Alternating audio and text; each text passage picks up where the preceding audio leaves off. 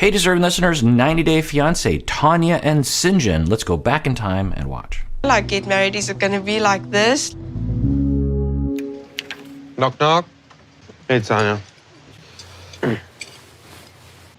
How you doing then? You want to talk?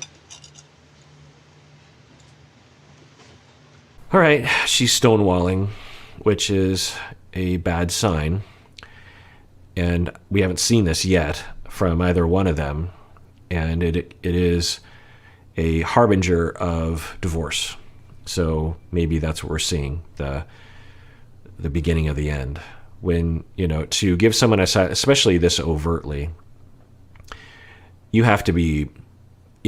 so typically you have a lot of resentment and a lot of anger and not a lot of love or goodwill to counteract your desire to stonewall. Look, I know, I could see how emotionally God and how upsetting that was for you. I truly did not mean to upset you or... I'm tired of you making everyone feel like I rush things. I don't give you enough time. I don't let you to be who you want to be. If 2 years isn't enough, then we shouldn't do this anymore. Yeah, I mean, I think that given the circumstances, that might be a rational choice. It's just interesting, to hear their perspective. For her, she's like, in 2 years' time, she thought either he would just change naturally or she'd be able to change him. And that hasn't happened.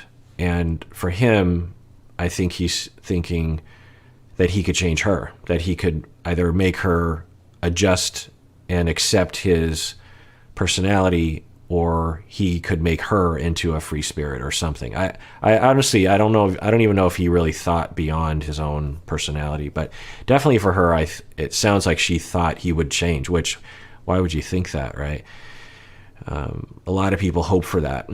And we see that happen on the show a lot, where you're thinking, why did you even start dating this person because there were clear indications of these personality traits right from the beginning. Like, how many women would actually be like, all right, you have no idea what you want to do with your future. Let's give them all a try. And we'll try to help it out. Right.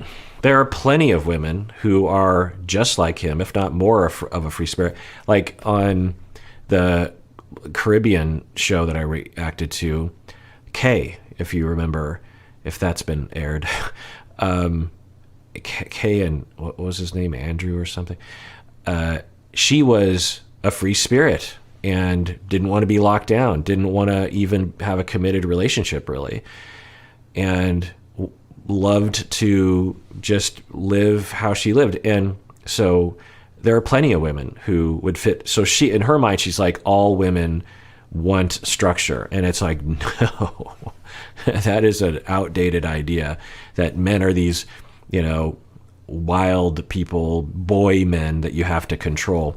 No, there are plenty of women who are free spirits and would absolutely love to have another free spirit, and often. So, she's upset, she's triggered, but what I would say to her is, you're absolutely entitled to want something. Just don't generalize it like there's something wrong with him.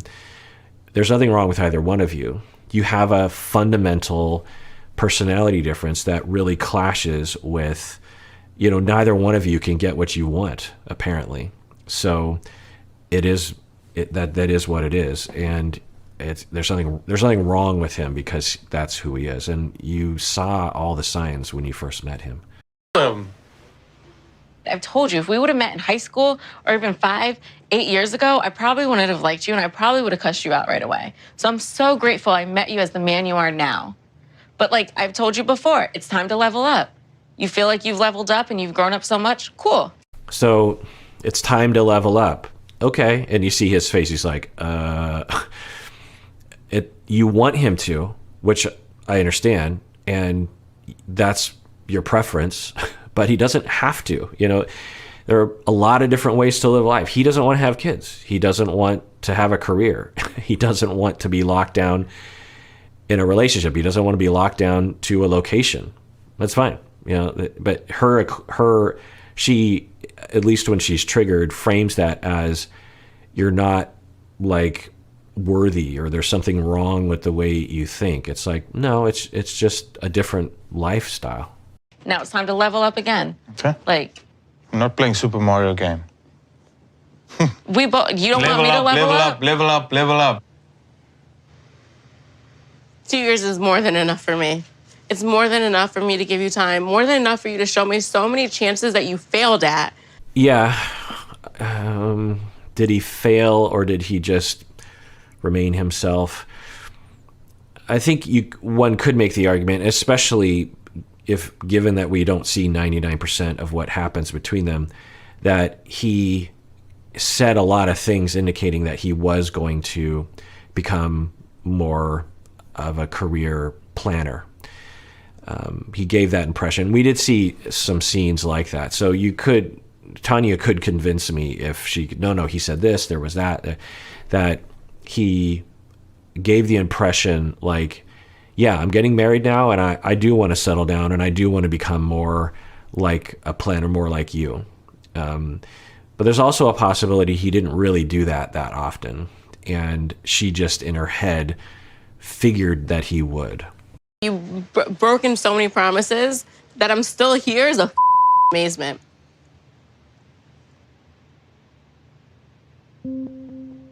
Okay, so she's saying you've broken so many promises. He isn't refuting that. Were those promises true promises from his heart, or were they irresponsible, under-functioning promises to get her off of his back? It's probably the latter, but I don't know. I don't think she truly sees how much I've really done and what I've been up to. Why have you stuck around for 2 years if you're complaining Because you know how about many it's not being times what you you said wanted? I want to be this guy. If I had my own place, I would plan all these empty ass that like you knew I wanted to hear at the time. You think I told you? Okay, so she's confirming my suspicion. She's saying, you made all these promises because you knew that that's what I wanted to hear. And it's not happening. And now you're talking about living in South Africa. And now your family is saying that they want you to live in... Like, what else is going to change all of a sudden? Like, there's been no career. There's been no settling down. And now you're moving to South Africa. And I'm going to have to go with... Like, what is happening right now? And so, yeah... I think if I heard her full argument, I'd be convinced of that in all likelihood. Now, what I would say also is that they both contributed to the problem in that she would be forceful with her language and aggressive and blamey and talking down. And when you're being beaten down by someone's words like that, sometimes you'll just say, okay, I promise, as a anxious, like, get off my back. And it doesn't justify the lie or the insincere promise, but it explains how that can happen over time. So I can keep you with me? You did. You did. Not how I roll, we've been honey. settled and you haven't It's had not it. how I roll, ran- honey. I still have big free spirit in me, and Great. I kind do of as well. freaks. How the do you think I found you? Okay, so she's getting defensive and not listening. He's saying, I have a big free spirit. I wish they could just have a calm conversation about this, because I think that there's some wiggle room there, but maybe not at this point. But she's saying, fine, me too. No, whatever kind of, I mean, you have a streak of a free spirit, but or I don't know, what's a soulmate, what's a free spirit? It's just something, there's no definition really, but you know, this could have been the beginning of a conversation where he's like, you know, I'm a free spirit, you want to plan, I don't want to plan, you want me to have a career, you want to start planning, when are we going to have kids and a house, and I don't think I want to do any of that stuff. So what are we going to do here? But she's, you know, barking at him. Being tied down to the ground, not having a free spirit? I found you because I have a free spirit. So don't act like I don't have a free spirit. But I also know I want a future. Yeah. And I'll bring that, I will bring that free spirit in. Goals, we just I will. Right. This is her accusation. I want a future and you don't. And he's like, okay, you know, he's in a differentiate his space. He's like, okay, good. You want a future. I want a future too. But my future just looks different from your future. You want to plan this and this. I want a future of free-spiritedness. I want a future of fun and spontaneity and options. And you want a future of plans and kids and stability financially. And okay, we both want a future. It's just a different future. It's not that I don't want a future. So I think he's trying to explain that. Achieve my goals. And that's the thing. No, you don't make things that's happen not the for thing. yourself. How the do you think I got this far in my life? You haven't been there all the You got to time. America because of me. You didn't make that happen on your own. You think I wanted to come to America? No, I know you didn't. You feel all big chested I know because you she brought me didn't. to America? So where are you? Where are you? Because Yeah. So now they're just, particularly her, just yelling at him. So he, that's a frequent feeling that if a codependent person is yelling at you, you'll just get this impression like they think everything that you have accomplished is because of them, because they were hypervigilant and engineering everything about your life. And you're just like, do you think that, before I met you, how do you think I survived? Do you think that I was just like, lying in a gutter, just like unable to do anything? I managed on my own. I didn't need you. And I still don't need you to fix my problems. But that's that mindset of the codependent, is just like, you're a complete waste of space, and everything that you've accomplished is because of me, including getting to the States. And he's like, wait, did you think I wanted? Do you think that was a goal of mine? I was happy in South Africa. We met in a South African bar, I think, right? And we fell in love, and I moved to the States because I love you. I wasn't like, yay, the States. I never was that way. And in her mind, she's like, look at all, the one thing you've accomplished is because of me, and he's like, wait, what is happening? where were you when I found you? In Cape Where Town. were you? Doing what? Having a job, an apartment. How long were you there was for? working. An apartment that you owed 2 months rent on when I met you. Bull. This is why I hate when you drink. So, right, like that mindset of, when I met you, you were a complete train wreck. Huh? I was in my 20s and living like a free spirit in his 20s. I had a job at a bar, and I had an apartment, and I had friends, and I had a good life. What do you think is happening? So it's that, I think when she gets stressed out, she enters into a codependent mindset, which is, I'm superior, you're inferior, you have problems, I need to fix them, that's my comfort space, you succumb to my control, and everything will be okay. And I need to fight you for that control, because if I don't, you're going to ruin the two of us. It's this very distorted mindset. And he's just like, what do you think is happening here? So he's not helping really, but he's also, I don't think, really contributing to the self-destruction here, or the destruction of this communication. I'm gonna leave you eat your meat. I ain't got time for this. Bye. This is too much for me. All right, go make them feel comfortable. See you later then. Yeah, so I think we're watching the beginning of the end, and I would say it's sad to watch, and it's probably for the best. And say, put the wag voor jou mond. So to just be cautious about what you say before you just let it all out. No, well, it's so sad. Like, I know I have some control issues and stuff, and that comes from like my Just always childhood. remember that words are powerful.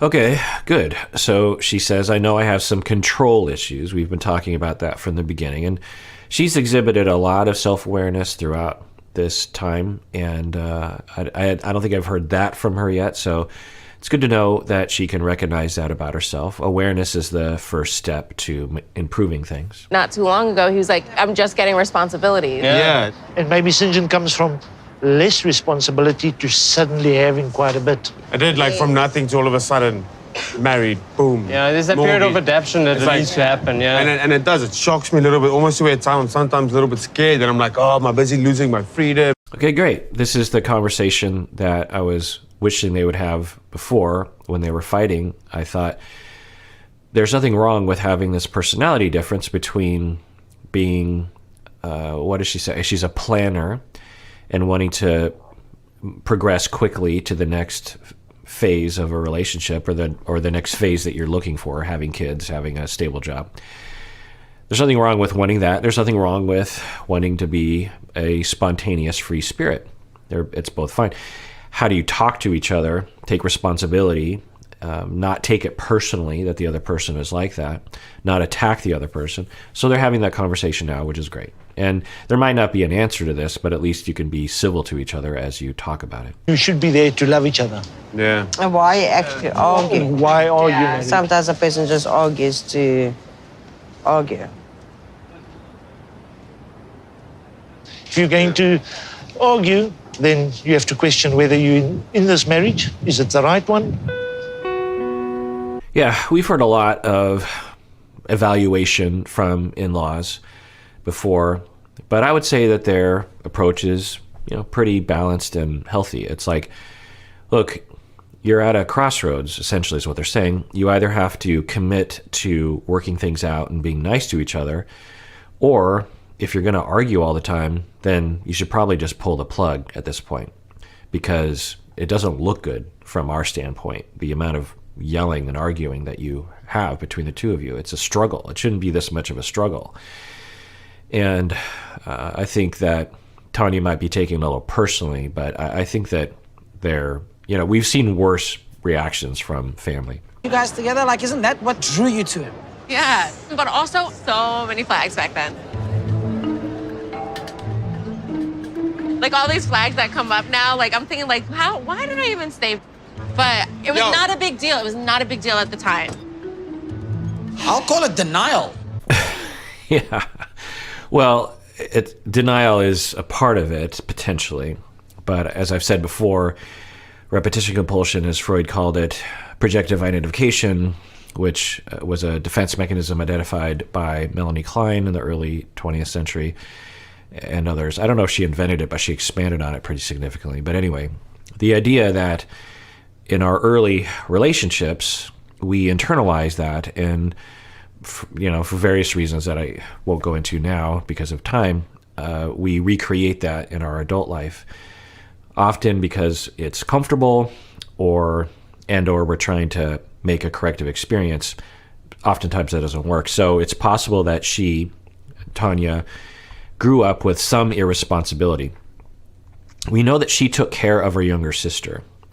So it's possible that I don't know, but I wouldn't be surprised if that meant she was parentified, which meant that she had an irresponsible parent, if not both, or an absent parent of some, there's various different paths to an irresponsible or absent parent. Sometimes it's drug use, sometimes it's depression, sometimes it's you're working too hard, sometimes it's family conflict, sometimes it's enmeshment or dependency in a parent or immaturity in a parent or something, bipolar in a parent. And so I'm guessing that she had that experience, who knows. You internalize that and then you recreate it. Well, one of the ways you recreate it, the only way you can recreate it is if you go into denial about the signs of a personality trait or a set of traits or a relationship type that you know very well is not good for you. She, if we could rewind the clock before she met Syngin, if I would have asked her, would you prefer to be with someone who made plans or with someone who's a free spirit? I'm quite sure she would say, no. Someone with plans. I cannot deal with people who are irresponsible. I want a planner, a rigid person who plans for the future. Okay, she's been saying that from the beginning. Why in the world did you fall in love with Syngin?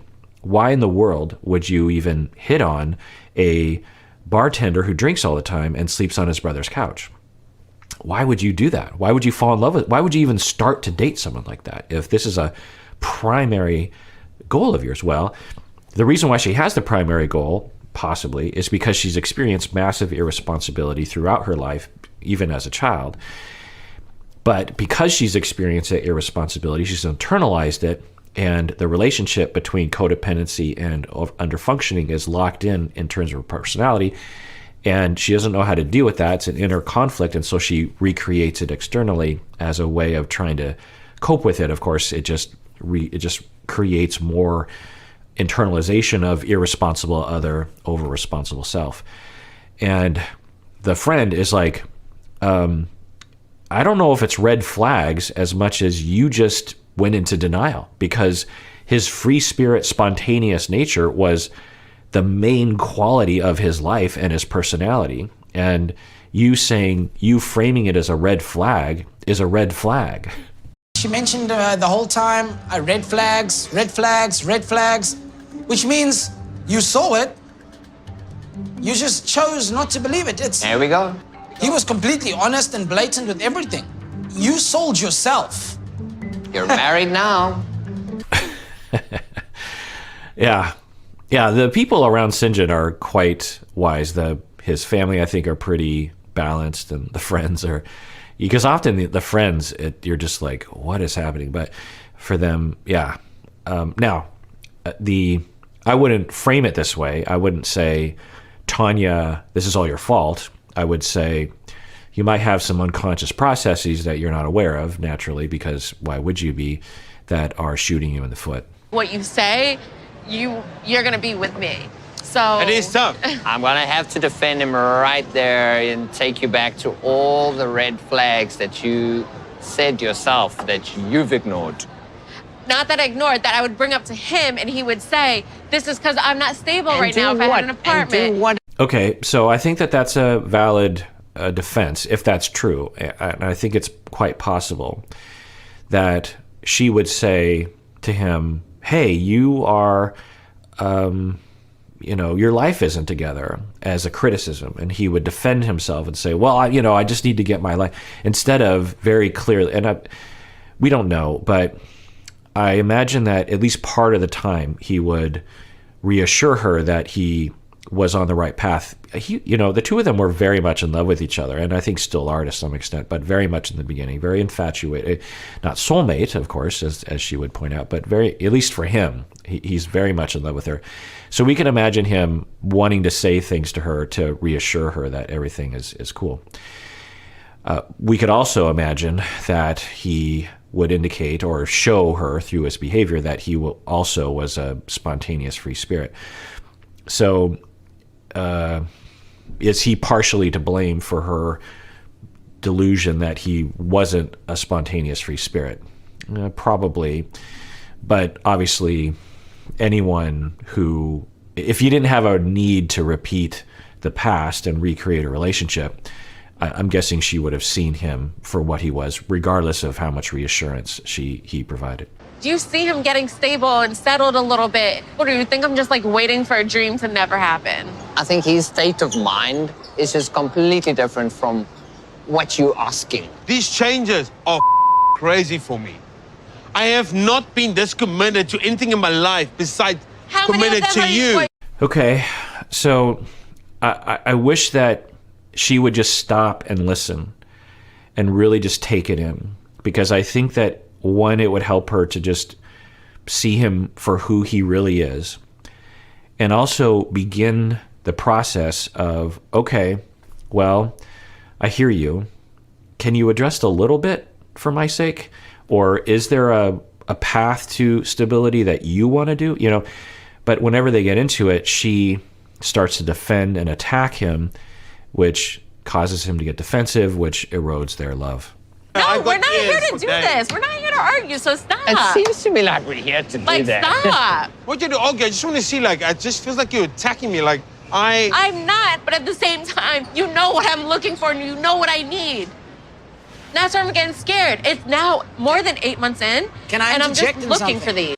So, they've had this conversation many times. It doesn't seem to be going anywhere. We've seen worse ways of communicating. So I'll say that on the scale of things, they're definitely on the healthy side. And in fact, I would put them in the upper third of health, maybe even higher than that, honestly. There's so many things that we don't see in their behavior that we see in other couples.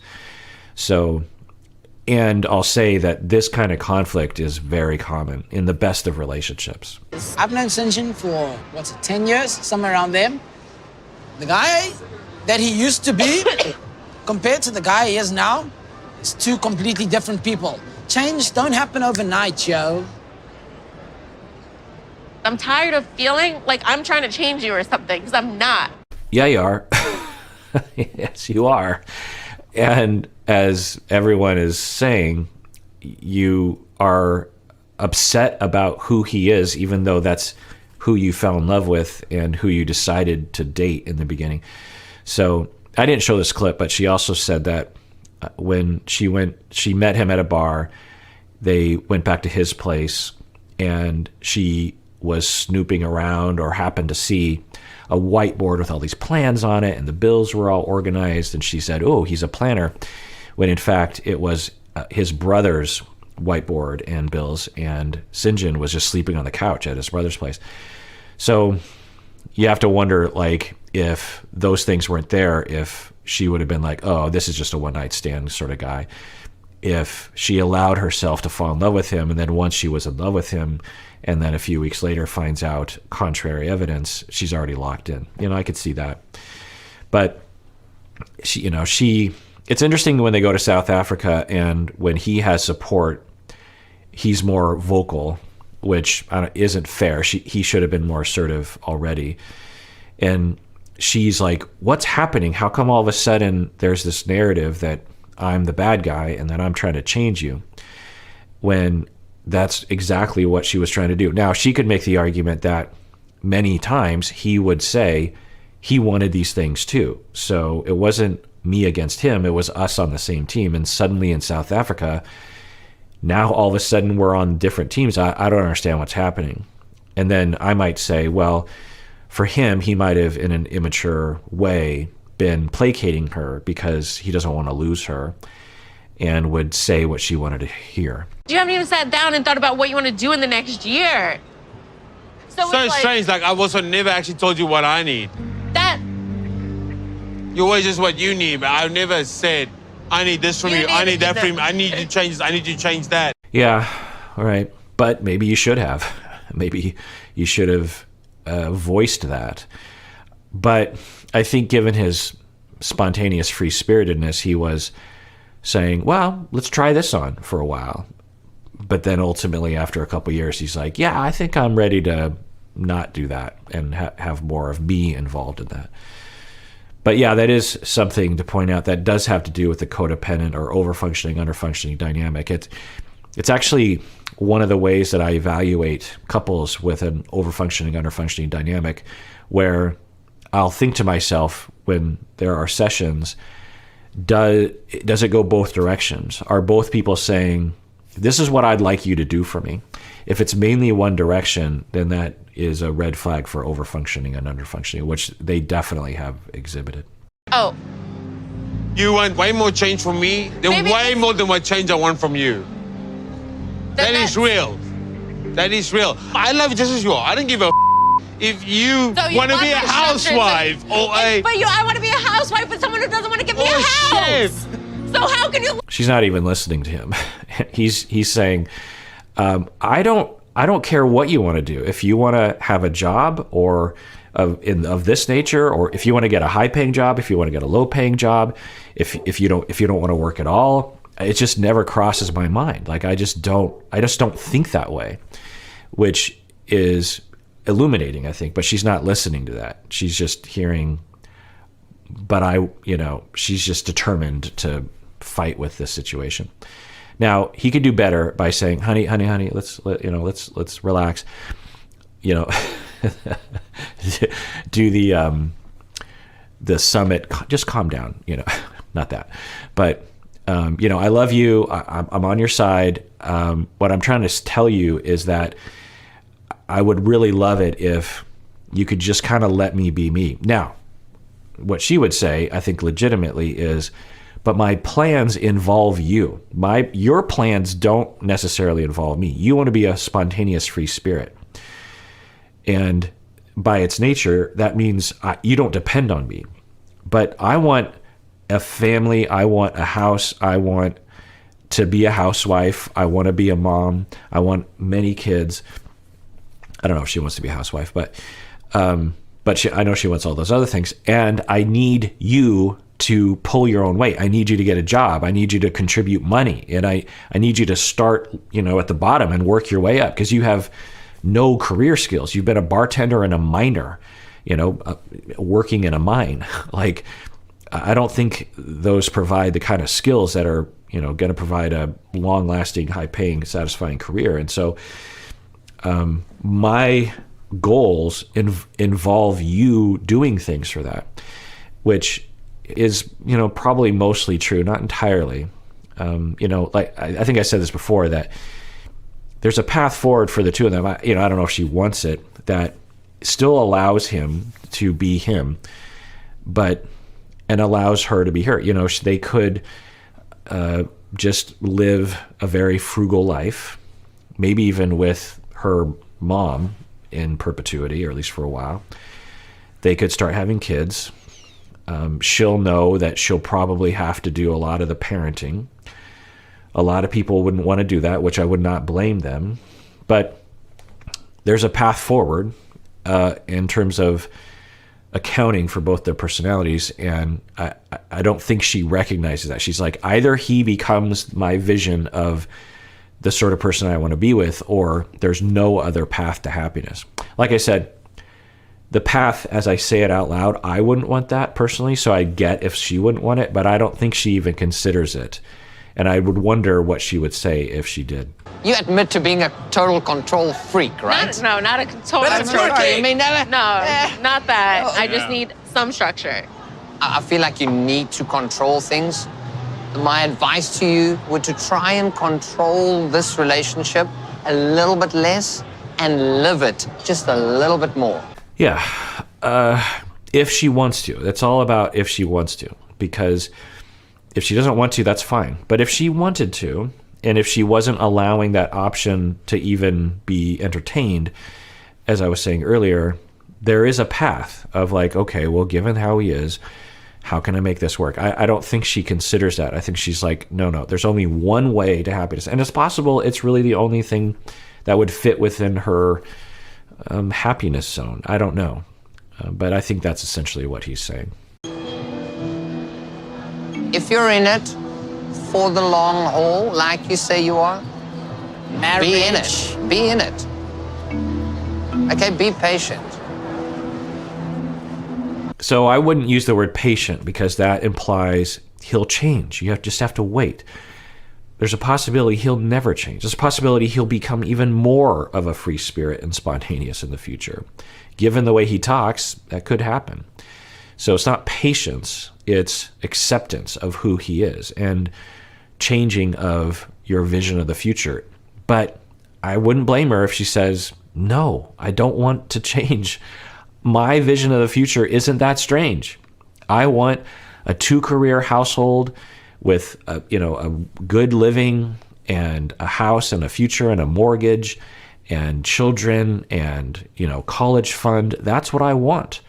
And that would be totally fine, which, I know they break up, so maybe that's part of it. It's really frustrating for people to continue to tell me to have patience, because how long is one supposed to have patience for? I threw out my plans a little bit when I met Syngin, and I'm ready to get back to my plans. I really need to do some thinking. And I don't want to pile on, but what I would say if she could hear it is maybe next time don't date someone like him.